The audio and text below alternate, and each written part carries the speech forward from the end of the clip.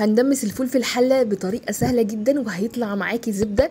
هندمس الفول عشان خاطر رمضان والسحور، ويا حلاوه السحور بطبق الفول اللي انت بتعمليه بايدك الحلوه دي كده وفي حله. تعالوا بينا نشوف هنعمله ازاي ونقول بسم الله وعلى بركه الله.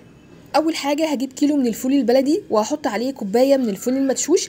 بعد كده هحط عليهم ميه سخنه، اهم حاجه الميه تكون سخنه وبتغلي. خد التركات دي مني علشان خاطر ده بقى خلاصه تدميس الفول. بعد كده هحط عليه كيس من البيكنج باودر او معلقه صغيره من بيكربونات الصوديوم. بعد كده هحط عليها معلقه كبيره من الخل. هسيبهم بقى يتنقعوا كده من 4 ل 6 ساعات وممكن من بالليل للصبح. بصوا بقى هتلاقوهم نفشوا ازاي، هما كده نفشوا. بصوا الفوله بقت كبيره ازاي، بسم الله ما شاء الله.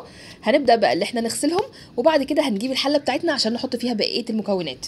بصوا بقى يا حلوين، المكونات اللي جايه دي معايا اختياري. انا حطيت كوبايه من العدس الاصفر وبحط كمان عليها جزرتين مبشورين، دول اختياري، لو مش عايزين مش مشكله، بس بجد بيدوها طعم حلو جدا. بحط كمان عليها طماطميه مبشوره وفصين من الثوم، وكمان بحط معلقه كركم عشان يديله اللون الكهرماني القمر ده.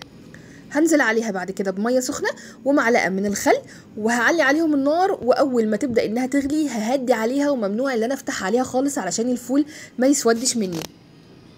لو ما عندكيش عين صغيره كده حاولي انك تحطي شياطه. بعد ساعه هتكشفي عليه، هتديله تقليبه كده وتغطي عليه تاني برده وتسيبيه يكمل. هو بالظبط بياخد ساعتين بالطريقه دي وتاكلوا احلى فول زبده للسحور. بجد جربوا الطريقه دي وهتدعوا لي وهيعجبكم ان شاء الله.